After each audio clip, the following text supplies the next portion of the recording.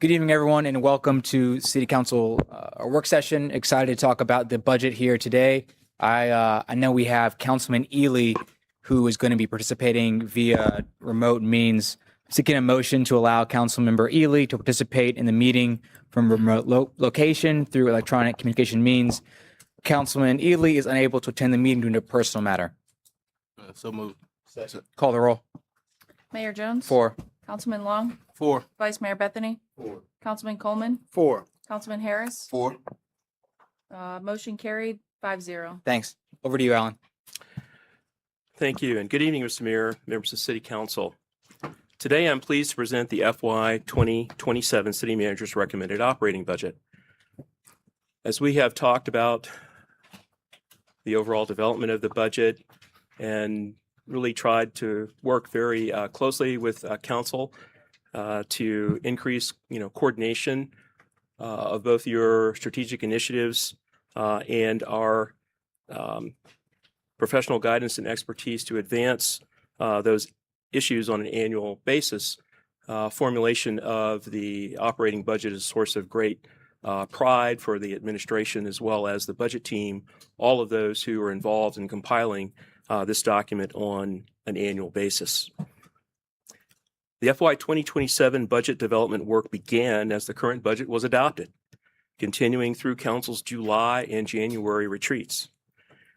We worked on strengthening the city's long-term economic vitality and strategic direction in alignment with the revised strategic planning priorities adopted by City Council last fall: people, place, culture and connection, and engaged government. Through this recommended budget, resources are provided to support areas most essential to our community, now and for the future.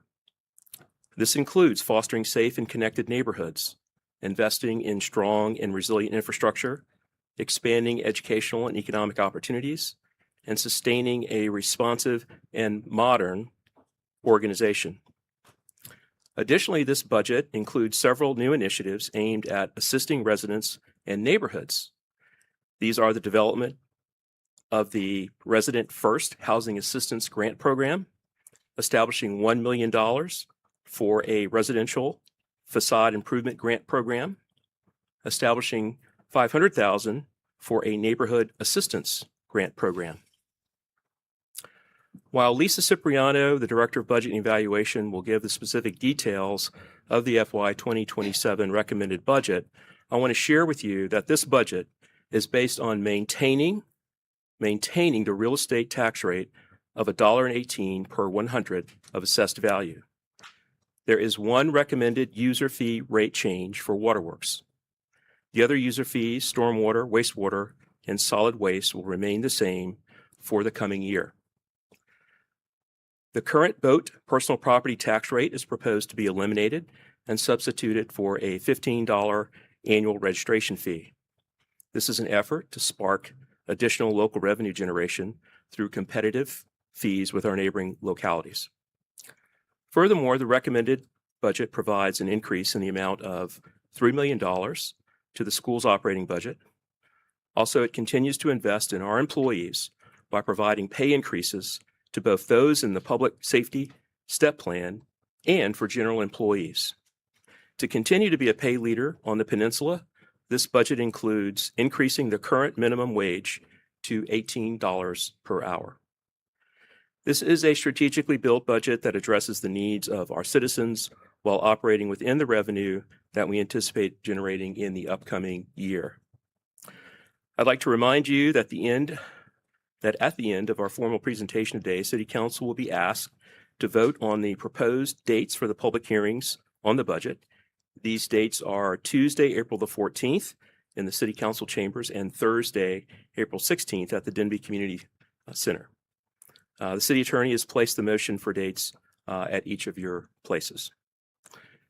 Finally, and most importantly, I want to thank the budget staff for their dedication, their support, and particularly their flexibility in working with me throughout the entire budget development process. So at this point, I'd like to turn the budget presentation over to Lisa. Thank you.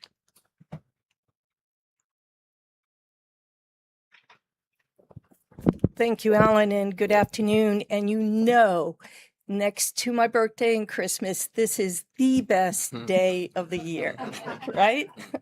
And mostly in part because it's all of your ideas, concepts, desires, policy direction coming together with numbers and creating a path forward for the city. So when we were developing the FY27 budget, unfortunately, we had to start with a few negatives, which were there are still some residual supply chain issues, primarily on major equipment, building materials, and vehicles. We still are facing inflation constantly changing every single day that affects us as a consumer, the city as a consumer of goods. Right now, we have a brand new economic consideration with Middle East conflicts right now that is impacting our fuel prices at the very least. And later on in the presentation, I'll show you where the federal policies keep changing and impact the city. So forming the budget, as the city manager indicated, there will be no real estate tax rate increase, nor any other personal property tax increase. There will be a real estate assessment increase. It's moderating. It's almost level with last year's or the current year's real estate assessment change. Personal property, namely vehicles, have had a wild and erratic ride over the last couple of years due to COVID. What we're seeing now is a very stable situation. The tariffs on new vehicles has mitigated, the used car prices have mitigated, and we're seeing a very stable and flat revenue change in that area. All other consumer-sensitive taxes, meals, sales tax, amusement, lodging, are very flat for us right now. It's the impact of inflation, it's the little bit of impact of uncertainty, but we're not seeing major growth in those areas. We are see a slight decline in our machinery and tools, which is important for us because we are the largest generator of machinery and tools tax in the state of Virginia. And then, so overall, taken as a whole, we're seeing a very level revenue picture for the upcoming fiscal year. As if the economy was not enough to deal with, we always have to deal with state unfunded mandates. Some of these are older, some of these are newer, but they impact a broad range of everything that we do every single day. Stormwater, wastewater, and water are one of the largest. Schools, transportation, And then there's state funding that is promised to the localities but not fully funded. And that follows with police, juvenile services, even our line of duty requirements, and fire pharmacy is a recent one that we've had over the last couple of years. We're not fully funded with libraries. Our constitutional offices are not fully funded. And our voter registrar has numerous requirements that the state does not support, including things like printing the ballots for every election. The newest change is this under SNAP benefits. Under the recent big, beautiful bill, recently the funding reimbursement for our SNAP benefits has changed from 50% to 25%. It's gone down, but we are required to provide the same level of service with less reimbursement from the federal government. And then the big unknown is collective bargaining, how that will impact the city, who will be directing that effort. You're all aware of the General Assembly bills that are in General Assembly right now for consideration. Lisa, can you go back to the Yes, last sir. one? So I know there's probably a dozen or two of these unfunded mandates. There's been a lot of talk with Richmond today. And so if we could have staff, Alan, if we could take a look at, I don't need a white paper, but if we could to codify the amount of per category, what's the unfunded mandate? I think I saw Jerry somewhere in the back. Yeah. But I know when we talk to our members at the State House, they think that we sort of exaggerate the number of unfunded mandates. I know Virginia Beach has like a website that lists all of that. Let's do something of the same. Mhm. I mean, Jerry and I can talk after about it. Thank you. Thank you. So, real estate assessments, the overall average increase will be 3.56%.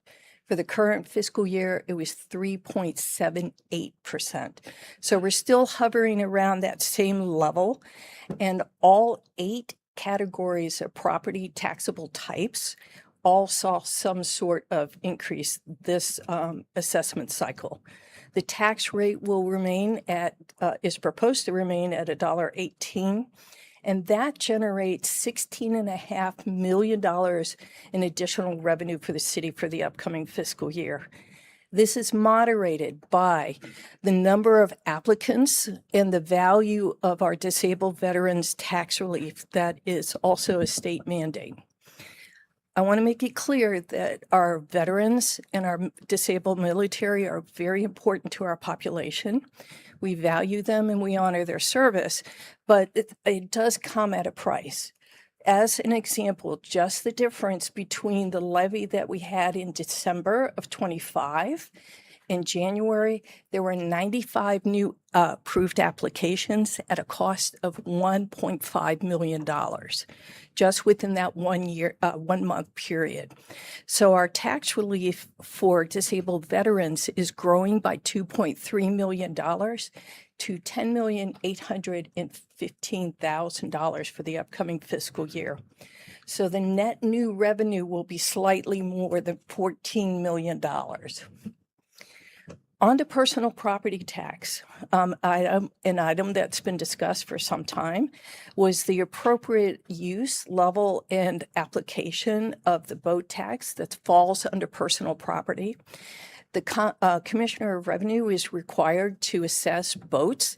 So you will see an ordinance in your package tonight that reduces the rate to 1/1,000,000th of a penny. Sounds silly, but at that level, it doesn't force the commissioner to assess something of basically no value. In substitute for that will be a $15 flat annual fee for boat owners. For the rest of personal property taxes, I mentioned before, they will be assessed at 100% of the assessed value.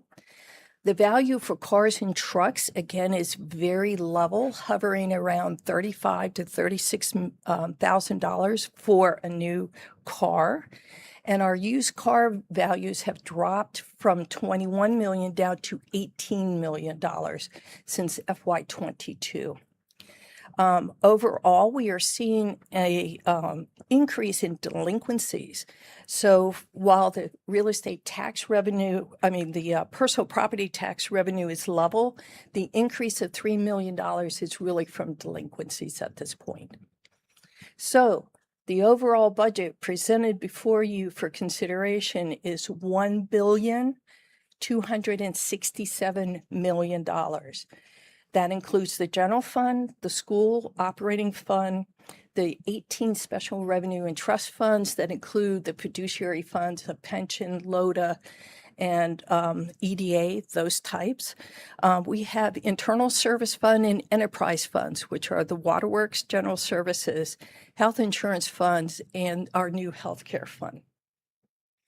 So building the budget, we always take into consideration our strategic priorities, our contribution to schools, and you've heard me say over and over again, our 3 pillars, our 100% contribution to pension, our supportive step plan, and our debt service payments. So with that in mind, the city manager challenged us once more to go and look at our position allotments. For the current fiscal year, we had a net sum 0 of positions. So in fiscal year 26, we eliminated 43 positions to accommodate 43 new positions for the current fiscal year. For FY 27, much harder to do, but the chart on the left side of the screen indicate both pluses and minuses within the department and investment in different areas and priorities. So our overall number of positions have remained relatively flat over the last 3 years. So there's always a question about position vacancies. We ran our vacancy report just yesterday. This does not include the new hires, the 19 new hires we had yesterday, full-time positions, and 5 part-time positions. As of yesterday, we had 267 general fund vacancies. That does not include job offers that are pending, background checks, and initial offers to individuals who have not accepted one way or the other. The budgeted cost of those is over $21 million. But before we get real excited about that number, that vacancy savings is claimed already at the beginning of the fiscal year. We still have to do the jobs. We have to find a way to do it. And we do it with overtime, part-time, and contractual workers. So every time there's a vacancy savings, we are using that savings and replowing it back to finding a way to continue those services. Some examples of hard-to-fill positions are here on the list. They're everything from LPNs to asphalt workers to dispatchers to engineering, security, and IT professionals. Firefighters and police are on this list as well. Deputy sheriffs and equipment operators. You have to always take into consideration that we are packed here in the Hampton Roads area with 7 other localities that are competing for these same jobs, not to mention private industries also competing for these jobs as well. Our vacancies are offset by an attrition credit. So we budget 100% of the salaries when we create a budget. Then we look at what is the average vacancy rate for every department. And, no matter what we do, there's always going to be X number of vacancies within certain departments. We have a total of 87 of those positions, and we remove the value of those positions as we are balancing the budget. So the very first thing of our vacancy savings that we have to cover is that $5.3 million in attrition credit. And we have increased that by $1.3 million in the upcoming fiscal year. When we do budget for salaries, we budget at the entry level. Rarely is the job offer ever offered at the entry level. So there often is a timing gap from the time that the position becomes vacant, looking at the value of the job that was offered and when the person can actually start. under the city manager's instruction of being a net zero position allotment, we have actually reduced 64 existing positions over a 3-year period, including the upcoming fiscal year. So very, very quickly, this is a snapshot of the total operating budget. The general fund, which I'll direct most of my comments this afternoon, is going up by 35 million, and that's a 5.5% change. It's easier to see it maybe this way in a pie chart. The general fund is, of course, the largest fund of the entire city, followed by schools, and then the representation of our internal service funds, waterworks, and user fee funds. So going on to revenue. As I mentioned before, the major driver in this is the real estate assessment change, with a net change of $14 million in real estate taxes and an additional $3 million from personal property tax delinquencies. As you can see, the next grouping of items are all consumer sensitive, locally generated taxes. Very small changes, very level and steady at this particular point. The second line from the bottom, the all other taxes and fees, while that seems to be a big number at $12 million, that is everything from state aid, federal aid, building permits, our street highway maintenance fund increase, parks interest fees, fines. They're very small amounts of money that, when taken together, add to $12 million increase. So this is how our revenue, general fund revenue, is actually split. 57% comes from general property taxes, 20% from those consumer sensitive taxes. So 77% of our revenue sources are locally generated right here. A very small percentage of state revenue, and then city fees is, again, very small percentage. This chart, we actually have the history that goes back to when the Great Recession started in 2008. You can see the lingering kind of effects of the recession that happened until 2018, 2019 for us. And then you see the effects of the unusual events during COVID that spiked home values in real estate properties. So again, the real estate increase average is 3.56%. And you can see how it changes our revenue picture over time. 1 penny on the tax rate is valued at $2.4 million on just the real estate tax for current tax rate. At the current proposed increase at 3.56%. So where's the money going? First and foremost, as I've mentioned before, our STEP pay plan is one of our 3 essential pillars. The STEP plan proposed for the upcoming fiscal year has a 2-element component of change. First, there will be a market adjustment to the scales, and the average increase will be 9.7% within the scales itself. And then the individuals will receive the normal 2.5% step movement. And that's costs at almost $10 million. Our city debt service is going up $4.4 million.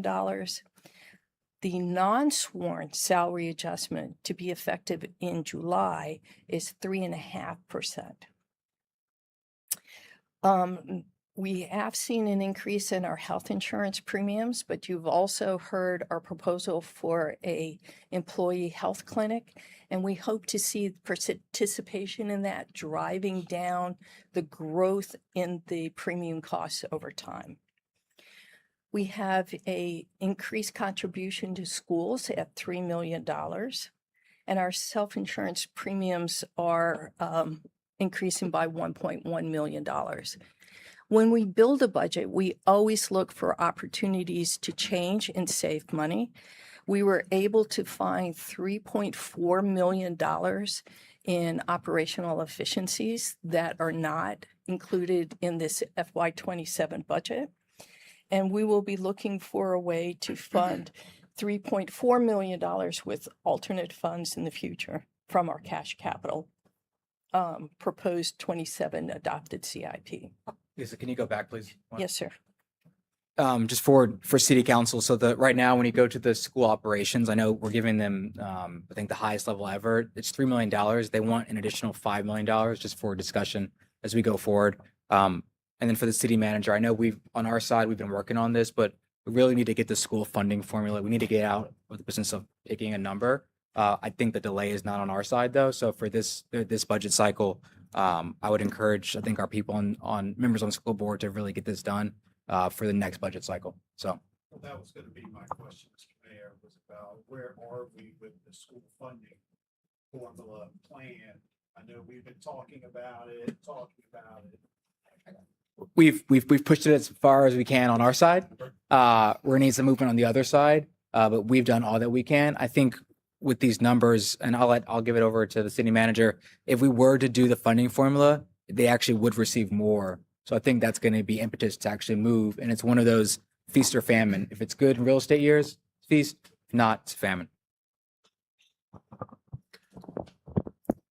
don't have a lot to add. I think the conversations between the superintendent and I have been earnest. I think that school board remains interested.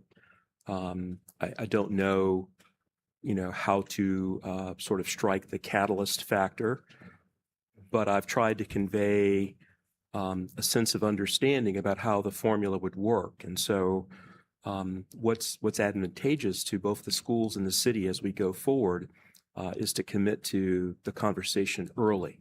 As we go into the operating budget process and start refining our numbers so that, I can present you with my recommended operating budget, the opportunity to discuss additional general fund revenues diminishes.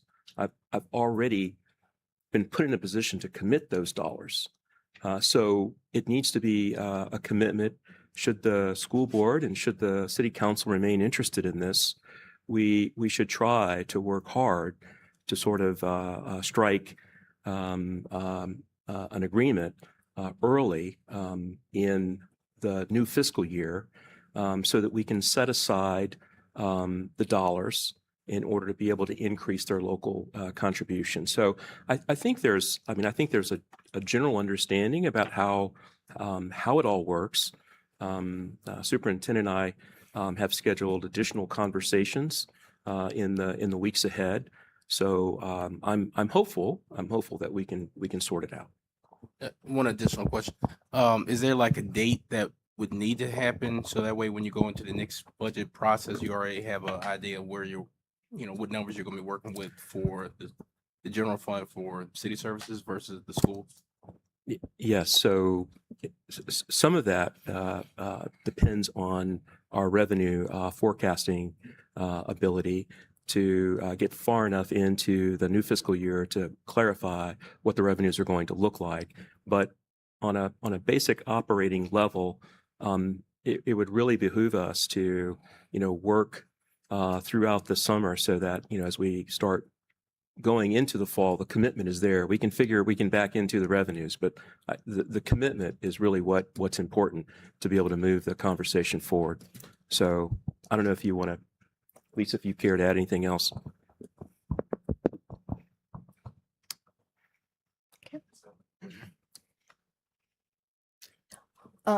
As a service industry, as a government, our largest investment, of course, is in our people.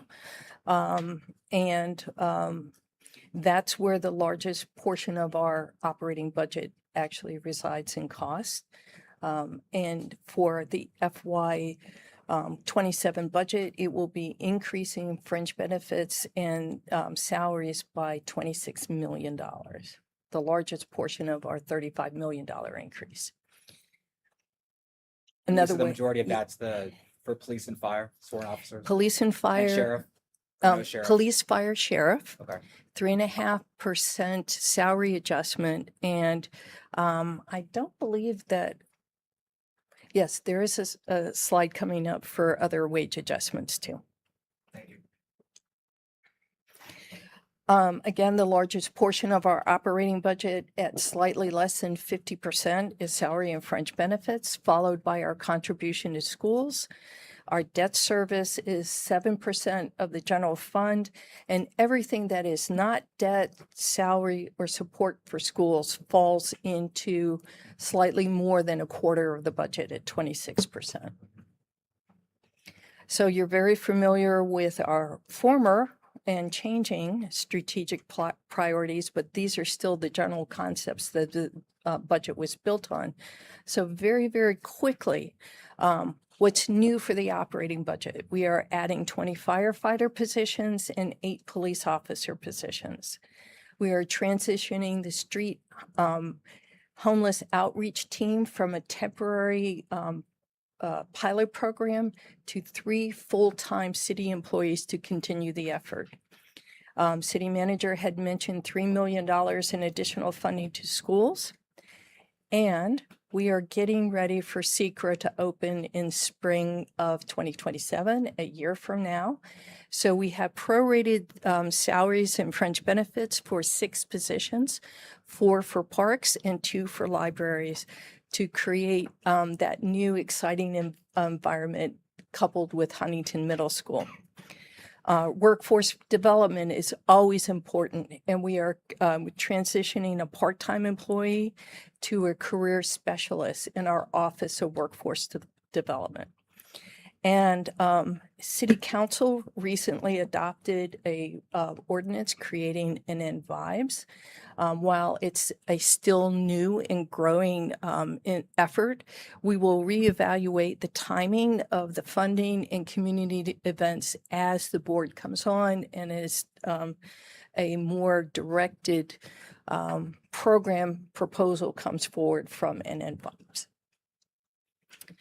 On places, we are creating a Department of Housing and Community Development. It's going to be staffed by our Office of Neighborhood Services and our Office of Sustainability, and have a division strictly for initiating and new programs and projects to advance our SHIP plan. And to do that, we are adding a one full-time data analyst to help with that housing effort. As the city manager mentioned, these next 3 bullets are new initiatives that are under development that are focused solely on the resident. First is a $1 million residential facade improvement grant for homeowners to do things like roof repairs, windows, fencing, that type of thing.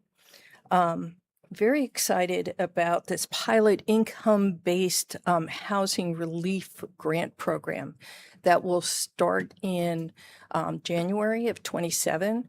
While there are very specific qualifications for our tax deferral and our tax exemption, this will be geared to more income level program-based housing relief to help people pay their taxes over time. And then our Neighborhood Assistance Grant Program is for neighborhoods across the entire spectrum of the city to do small infrastructure grants that are important to uplifting that neighborhood. It may be a fence, it may be trash pickup, it may be other small infrastructure that advances the quality of life within that neighborhood. And then very shortly, our CNI Wellness Trail will be opening very soon, and the maintenance of that trail will be falling into the next year's budget, and we need to commit about $275,000 to keep the trail up annually. Here's the one that I was mentioning. There's another exciting part about our employee investment. You've heard me talk about the 3.5% non-sworn general wage adjustment. Equally important is increasing the minimum wage to $18 an hour for employees. We were the leaders 4 years ago, increasing our minimum wage to $15. Even at $18, it's still below $40,000 for an annual salary. But we have employees that are earning less than 18. We will be bringing those salaries up to the $18 per hour level and adjusting the scales as we go on. Police and fire, as I mentioned, and sheriff will have a competitive step wage adjustment plus one normal step increase. And most importantly, we're very eager to start this employee health clinic. The sooner the better for us. Quickly over the other funds. Lisa, one Yes, question sir. before you move on. When it comes to the step plan, is that average 9.7% increase going to account for compression as well? Yes. Okay. Yep. Other funds, we've touched on schools. Schools will see a $9.6 million increase in state revenue based on enrollment, $3 million increase from the city for operations, and the debt service that we pay for school projects will increase by $4.7 million. On the user fees, solid waste, stormwater, and wastewater are not proposed to have a rate increase, but have the same type of salary adjustments and debt adjustments that the general fund does. We are proposing for waterworks a rate increase one time of 25% for this year only. Sounds like a lot, but it equates to 31 cents per day for an average household that uses 5,000 gallons per month. So it's 31 cents per day. The last rate increase was 10 years ago. Waterworks has the very unique situation of being a 5-jurisdiction regional waterworks.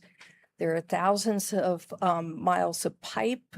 There are 7 dams. There's 2 water treatment plants.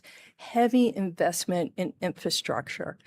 The infrastructure replacement that is required now at the inflated cost that we're experiencing is $40 million a year. Now, infrastructure is not always the most attractive thing, but if you don't do it, there are serious consequences. So while it sounds like a large increase, the investment is equally important. So the next level of citizen engagement, you may remember we rolled out for the current fiscal year 2 online tools that were very exciting for us, Balancing Act and the Taxpayer Receipt. Balancing Act is where an individual can go in and create their own operating budget. If they want more money for schools or more money for public safety, they have the opportunity in this tool to rearrange dollars and tax amounts and just find out what it takes to balance a budget of this size. The other Taxpayer Receipt is you can put in your own address, find out what you're paying in real estate taxes, and then see by category and by expense how much of your annual tax dollars are going to support that function. So these we absolutely encourage people to use. We got a lot of great feedback about this, especially Balancing Act. So the next steps are please adopt the public hearing motion that's before you today. We are advertising the budget and the public hearings on next Sunday, March 29th, and Monday, March 30th in the Daily Press. The budget taxpayer simulation tools are online, as with, is it 6 o'clock yet? Not quite. 6 o'clock, the adopted budget will be online and in the public libraries. And then, as we have in the past, we'll continue to hold not only public hearings, as many as City Council desires, but work sessions and position papers will be distributed in April as well. So with that, any questions? Yeah, Councilman Long. Yeah, so I have a few questions. The employee health clinic, is the idea or the hope that as we have more employees utilizing the clinic, that we could see some reduction in our cost for health insurance for the city? Not only that, but the employee will see immediate benefit by using the health clinic for them and their dependents. There will be no copays, and pharmacy will be completely free. So whatever an employee is investing in their monthly medications or their frequent visits, all of that money is instantly returned back to the employee because they're not paying it out. So. That's good. The shipyard had something similar to that, and I remember plenty of employees would utilize that clinic for just what you just mentioned. So kudos for coming up with that idea for the health clinic. The second thing is I just want to comment the $1.5 million for the facade improvement grants and neighborhood grants. Well, really a comment is this is really helpful for the ship. One of the things that we recognized in the study is that our aging housing, and that includes our aging neighborhoods too, needed additional help. Oftentimes I will talk to these neighborhoods that were built prior to a structured HOA, and a lot of their concerns were there was no money available or help or assistance for some of these like common amenities that was not owned by the actual property owner, but it was something shared amongst the entire neighborhood. So you may have 20 to 30% of neighbors actually paying into actual upkeep. So I think this will help long-term to maintain some of our neighborhoods in the community. So I'm happy that we were able to find some money for the neighborhood grants and also for that facade improvement grant. So I think this will help us with our ship and help us further our goals for what we've established over, I guess, last council meeting when we adopted it. That's all I have. Yeah. First, just want to say, Alan, Sabrina, Lisa, team, thank you for always doing a phenomenal job. Also recognizing, I don't know how you all do it with so much uncertainty. So with a lot of unfunded mandates, we've had quite a few conversations in committee about a lot of the things that we just discussed. Thank you, Councilman Coleman, for even mentioning that boat tax during our last retreat to get us even having that conversation. Next thing I'm extremely excited about is the pilot of that tax relief program. I think that is going to be extremely helpful, and I look forward to seeing how the citizens utilize that, but most importantly, how we advertise that to the public and seeing if we can scale that up in the years to come. The only thing that I saw on there, and I guess I really deferred to Councilman Coleman, being that it's your committee, the sheriff's positions were down 8. Were they just positions that, I'm not going to say didn't matter, but they weren't sworn officers, they were more IT related or something along those lines? I'm just curious.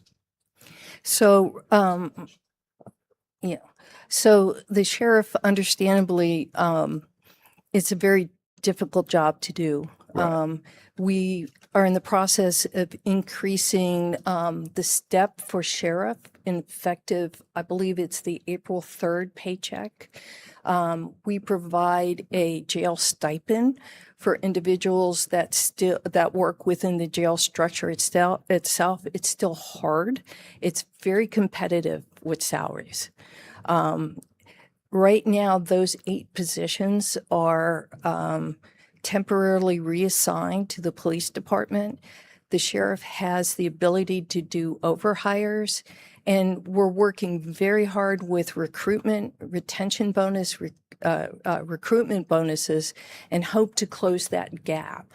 Should the sheriff be able to close that gap quicker than we hope, we will restore those 8 positions to the sheriff. No, I got you. Anytime I see a reduction, if there was a one for police, fire, or the sheriff, I just, little flag goes off in my head, but I, of course, defer to you. And I appreciate that, Vice Mayor. But just to add on to what Lisa said, I just want to say thank you for recognizing the men and women that work in that jail every day, because we have been advocating for this for a long time. That is a whole different environment, and for law enforcement professionals, public safety professionals that are in there 12 plus hours a day, and then you add in mandatory overtime, it's a tough gig. So thank you so much for that. And then also in regards to to the police department, they've come out and helped the sheriff's office because of some staffing issues with doing their temporary detention orders. So I think those 8 positions being shifted over to the police department are going to be helpful to help offset the resources that they're currently using to help out with the sheriff's office with taking these trips all over the state, all hours of the night. So Chief, thank you so much to you and your team for being a good team player and just making everything roll here. Appreciate that. And the last thing I have, just out of curiosity, because you reminded me in your presentation, what is the latest update on our strategic plan? When is that coming back to us? Mr. Miller. Oh, I was going to. Good afternoon. So as council recalls, we did the update to the strategic plan, at least the first component of it that involved council's input. The second phase of that is currently ongoing. We anticipate having that done by the beginning of the new fiscal year. That is where we work with staff, departments to really hone what those strategies are to accomplish those goals. So we should be bringing that back to council later this summer. Okay. Thank you. That's all I have. Any further comments? Councilman Coleman? Yeah, just real quick. Thank you so much for the presentation. Appreciate all the efforts, as everyone has mentioned. But I will just add this. I have seen across the peninsula, listening to our colleagues in other localities, they are making presentations right now for fee increases and tax increases. And because of the state of the economy and the cost of things, tariffs, the cost of fuel, all the things that local governments, that they're out of our control. But when you play yo-yo tax policy, right, that you reduce tax rates and then you have to increase tax rates, that just puts, I believe, our citizens on edge. So doing the responsible thing, focusing on public safety, public schools, and our neighborhoods. I think at the end of the day, when everyone has had an opportunity to absorb this and understand fully what we're prioritizing, it's going to be a good thing for our city. So thank you so much. Any other comments? Then I'll just say, as a reminder, I think the Finance Committee is going to send out the reminders on how we're going to add or change line items. We've got some time, but I would just encourage council to not only read the appendix, but also take a look at the entire budget. And if we need to, I think sooner is better if we want to change some things, especially if it's a big lever in terms of tax rate, waterworks, schools, et cetera. Earlier, the better. That's all I've got. Thanks, Lisa. Thank you. Thank you, council. Right now, can I have a motion to approve the public hearing dates? So move. Second. Call the roll. Mayor Jones, 4. Councilman Long, 4. Vice Mayor Bethany, 4. Councilman Coleman, 4. Councilman Ely, Councilman Harris. 4. Motion carried 5-0. Thank you. I know we have a lot to talk about in closed meeting, but first we'll do comments, ideas, suggestion. I'll start on this side of the table. Nothing. Nothing. Nothing. I have nothing. Okay. I think I have 6 things because we've let this sort of stuff pile up. Aggie, let me know if I'm correct. So we have, I think, 5 or 6 of these requests that have finally filtered all the way up. If I'm missing one, please let me know. The first that we have is the $5,000 to the UNCF Mayor's Mass Ball. Do I have a motion to approve? So moved. Second. Call the roll, please. Mayor Jones, 4. Councilman Long, 4. Vice Mayor Bethany, 4. Councilman Coleman, 4. Councilman Harris. 4. Motion carried 5-0. Thank you. The next one is our annual sponsorship of the 100 Black Men of the Virginia Peninsula. I think they're recognizing, I think it's Dr. Riddick is not the keynote, but the recipient this year. Do I have a motion? So move. Call the roll. Mayor Jones, 4. Councilman Long, 4. Vice Mayor Bethany, 4. Councilman Coleman, 4. Councilman Harris. 4. Motion carried 5-0. Thank you.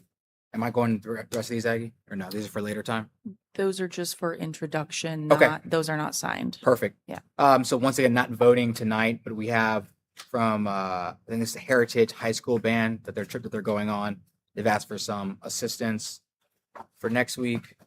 That's not signed? No, none of these have been signed. All right. Heritage High School Social Studies Department has not been signed. Safe Haven has not been signed. That's all we have. So those will be put out for signatures and we can Next vote on meeting. it next Yep. time. Mhm. Got it. I have no other comments. Take us into close, please. All right, I move pursuant to section 2.2, tag 3711, tag A of the Code of Virginia 1950 as amended, subsection 1 and 29, the council hold a closed 1 and 19. The council hold a closed meeting for purpose of 1, discussion and consideration and interview prospective candidates for the position of city clerk, and 19, discussion of plans to protect public safety as it relates to specific cybersecurity threats or vulnerabilities, subject which is a discussion of cybersecurity vulnerabilities of the city's information technology system and plans to address the same. Second. So moved and seconded. Please call the roll. Mayor Jones. 4. Councilman Long. 4. Vice Mayor Bethany. 4. Councilman Coleman. 4. Councilman Harris. 4. Motion carried 5-0. Thank you all.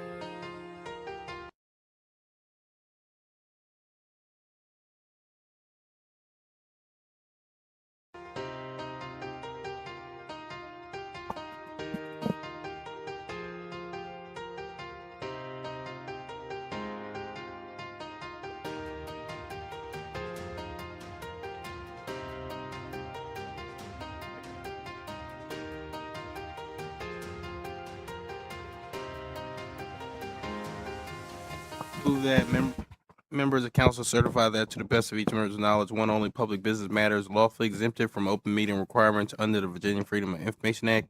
And two, only such public business matters as were identified in the motion but which the closed meeting was convened were heard, discussed, or considered in the closed meeting by the council. Second. Move in second to call the roll, please. Mayor Jones. 4. Councilman Long. 4. Vice Mayor Bethany. 4. Councilman Coleman. 4. Councilman Harris. 4. Motion carried 5-0. Thank you. Do I have a motion on the table to ratify all appointments? Do we need that?